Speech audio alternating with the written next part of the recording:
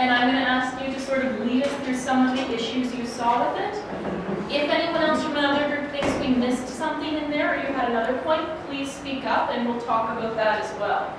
So we're going to start with Elise and Sunny. You can pick any email you'd like. And we'll talk about it. The one that starts with professor. The one that starts with professor. Okay. Show us the long one. Okay, so lead us through. What are some potential issues with this? Like, she's asking for extra credits and he's putting the different emojis and some. It's like just seducing this professor. Okay, that's a little down there. The emojis, yes, absolutely. And some words like have. It's not very well. Spelling is not good. Yeah, the spelling. Please. And saying some stuff like love and some stuff. Please. Like, yeah, professors are not your friend. Like, Yeah. they want you to do well and they'll support you, but there is that professional relationship where even though, they may be very fond of you and they want to encourage you, grades are grades and they can only mark you based on your ability, right? So they really, if this is what you got on the test or on the paper, it's generally not acceptable to say, how can I make my grade higher? What would be a better way to come in and ask, like, if your grade is low, what would be a good way to start a conversation about that? Suggestions?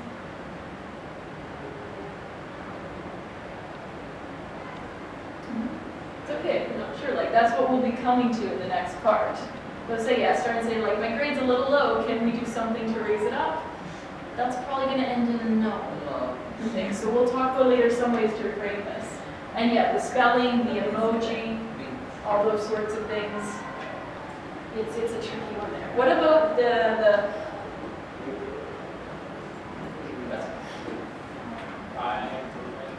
it's a greeting of some sort. Yeah, dear, hello, yes. Excellent. Okay, Elise and Sunny, you can choose the next group. Who would you like to respond next?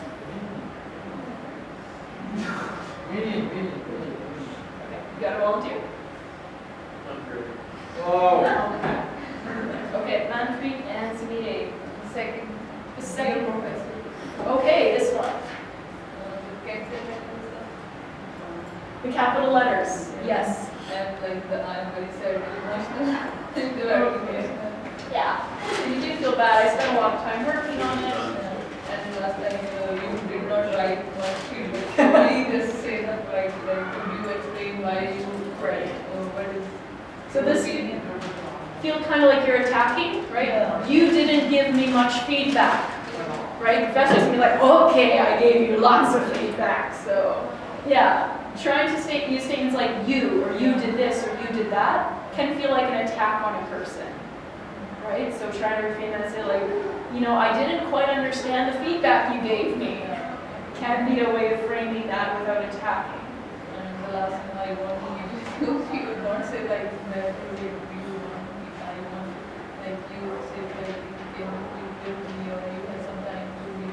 Exactly. So instead of making a demand and saying, I want to meet with you tomorrow, can you please meet with me tomorrow?